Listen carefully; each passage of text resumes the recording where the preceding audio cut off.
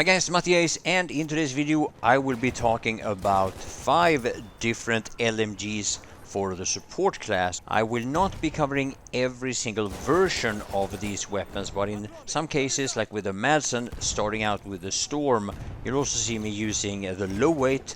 But in this video I'm not going to be covering the trench version because I already have 100 service stars with the trench and I've covered it enough already. So now if you didn't know it, the Storm version of any weapon in Battlefield 1 is designed for aim down sight. It has the best stats for it, and of course it has those stats at the expense of hip fire. And of course the trench is the very opposite. As you can see, however, I was able to get quite a few kills there hip firing with the Storm version, which hopefully underlines the versatility of the Madsen LMG.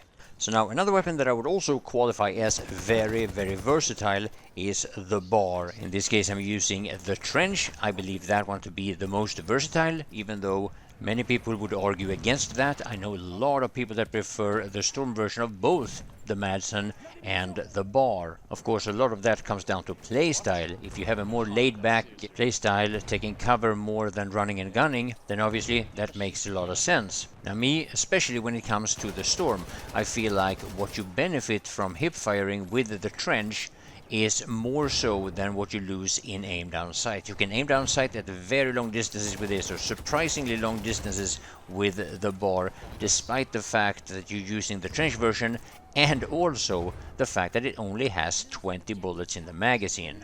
Yes, the magazine size of the BAR is without a doubt its biggest drawback, and that is especially noticeable with weapons with this high fire rate. Now, in my opinion, the main benefit of trench weapons is because of the use of gas grenades in Battlefield 1. As I'm sure you'll know by now, when you wear your gas mask, you can't aim down sight with any of the weapons except for the tank Gewehr for the elite class, the tank hunter. And that means that during certain matches, and especially on certain maps, hipfire is going to be your only option in many engagements. Now, on a personal level, again, this is just my opinion, but I feel like the difference between trench weapons and storm weapons are much bigger for the assault class than they are for the LMGs of the support class. But if you have a different opinion, please share it in the comment section. Mortal, seriously. Limpet, seriously.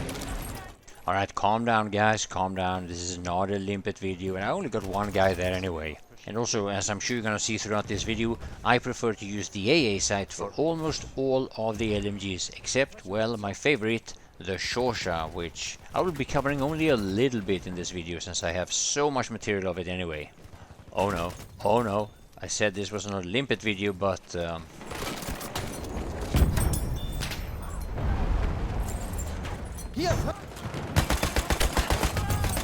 next up here, let me show you the infamous M1917 MG, and I'm using the telescopic version. There's also a lightweight version, and this is the ultimate weapon of choice for proning and to take out your target at long distances.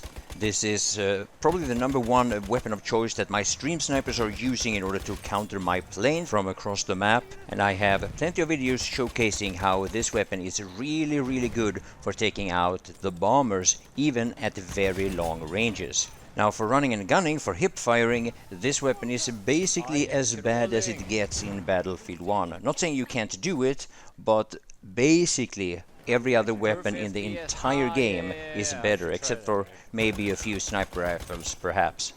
Now, what you see here is kind of what I would say a slow push on... this is not really Conquest here on River Somme, this is Conquest Assault. So we are the attacking side here. And what's relatively unique with this particular map is that the very first stage of it, before this map kind of turns into regular Conquest, is that you have to push over an open field, leaving you very vulnerable to enemy snipers and of course enemies using the same very weapon and other LMGs. Fact of the matter is, there is a lot of long to mid-range weapons in Battlefield. It's only the assault class that is very limited when it comes to long-range engagements. So yeah, you also see me using smoke here as I'm crawling slowly forward while picking off targets one by one as they are spotted. Now, there are people in my community, drummers, that might call this camping, but don't listen to them. What I'm doing is that I am strategically pushing on the northwest flank. So yeah, if you want to take advantage of the accuracy and the stability of bipods, then this weapon might be for you.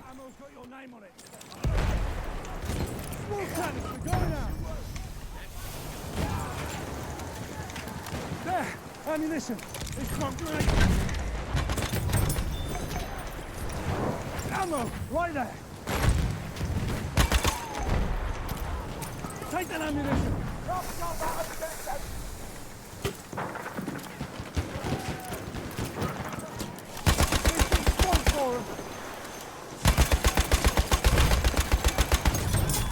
There's some ammo.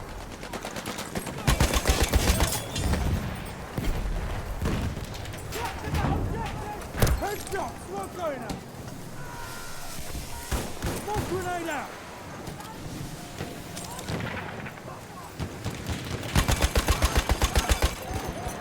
Smoke out! So the moment you get up on your feet and start moving around, you're gonna see that controlling this weapon is a lot harder. Now here I just want to make sure that we don't have an enemy hiding behind this tree. And notice here how the stability of the weapon is very, very different when I'm standing up and strafing left and right.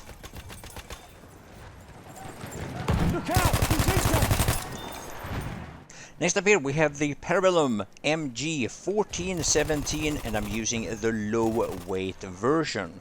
In many ways this is the polar opposite of the previous weapon, but it does have a few similarities, and those are that it has big magazines, in this case 100 bullets, and it has bipods, which in some situations are really good, but nowhere near as good at very long distances. You probably want to be careful about shooting or relying on this weapon past 50 meters, even though once you get the hang of it, you can start picking off enemies at a much further distance than that. Now the Parabellum is one of the few weapons in the support class that actually requires at least some resemblance of recoil control even when you're bipodding with it. That being said, when you're not bipodding with it, it is to a lot of people very, very difficult to handle. Now the Parabellum has very little, if any, recoil in terms of just upwards movement when you're shooting with it. Instead it has the much more difficult to control horizontal drift, or much more unpredictable spread, depending on how you want to phrase it. And even way after getting 100 service stars with this weapon, I still have to readjust if I've been away from it for a while. Once you do know how to handle it though, it absolutely shreds. It has really high fire rate, and with the big magazine you can, if you get into the right position, just mow down enemies extremely fast without the drawback of most weapons where you have to reload in order to keep up with the engagement.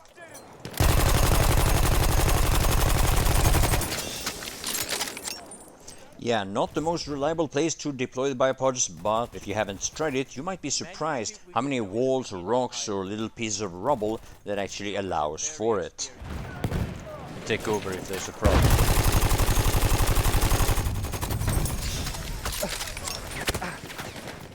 So on a side note, not that this is a Limpet video, but if you haven't learned this little trick yet, where you use the vault animation to throw the Limpet further, I do have a tutorial showcasing that. Now the Parabellum is actually pretty bad at hip fire if you look at the statistics of it, the spread and so on, but with the fast fire rate in many situations that can actually make up for it, because you just shoot so many bullets in such a short period of time, few of them are bound to hit. Now with the Parabellum, just like with some other LMGs, you need to be very, very careful with the long reload time. You do have a big magazine, and obviously that makes up for it, but if you're doing well for an extended period of time, eventually you're going to have to find cover someplace and take your time reloading. It really does take a lot of time.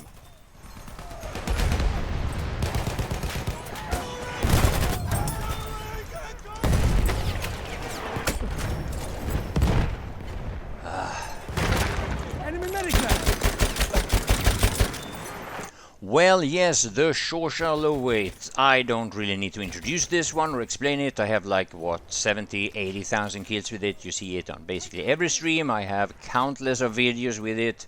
Almost every Limpet video that you see has multiple kills with this weapon as well. Takes a bit of control. It has low fire rate, but is hard hitting, and with a small magazine, you need to land those bullets. So now, back to the Madsen again, and yes, you saw this in the beginning of the video, but back then I was using the Storm version. This is the low weight, and the main difference is of course the bipods.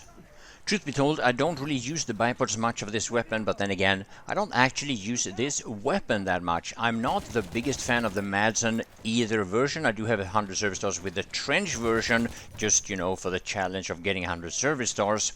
Now, I do know there's a lot of people that really like this weapon. Me, personally, there are plenty of other weapons that I prefer over it, but, well, here is a little example of what hopefully demonstrates the versatility of the Madsen guns, because they are pretty versatile. That's probably one of the biggest strengths that they have.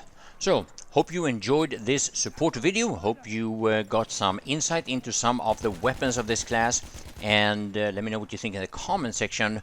Thank you all for watching.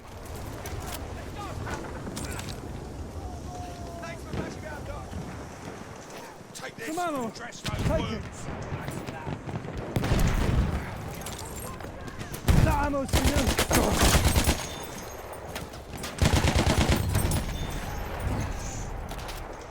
Whoa, run away! We are losing objective Charlie. Hier, falscher Munition. We have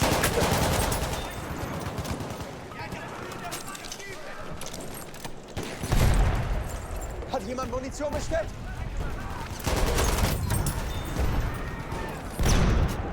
Munition, hier! Oh, you're blocking me!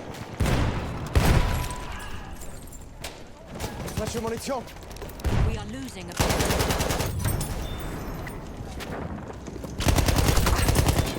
Hier, Munition für dich! Hat jemand Munition bestellt?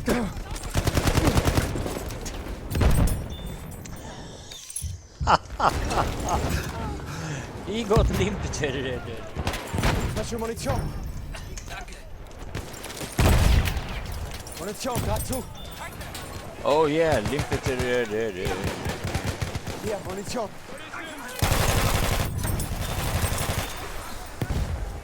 Hier ist Munition.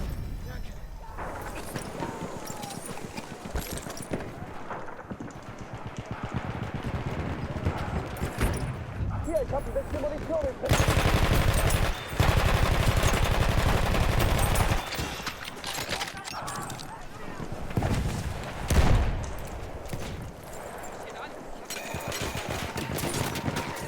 That is no.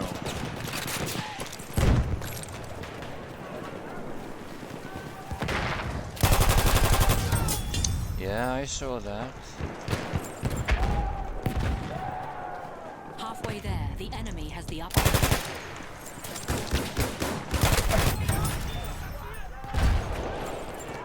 Da vorne ein Sanitäter.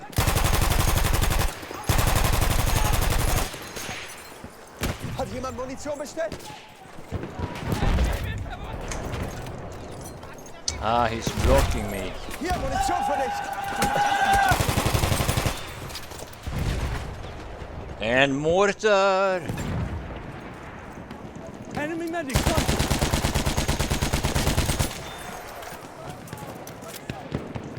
Look out!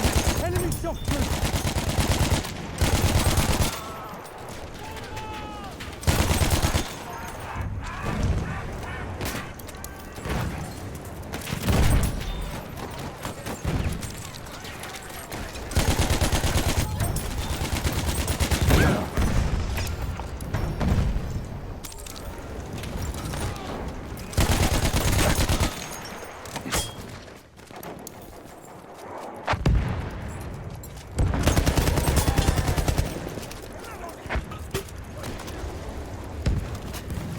Des munitions pour toi.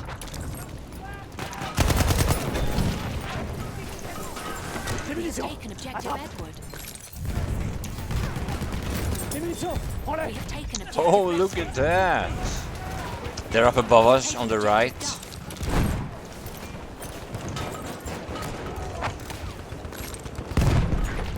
Prends des munitions.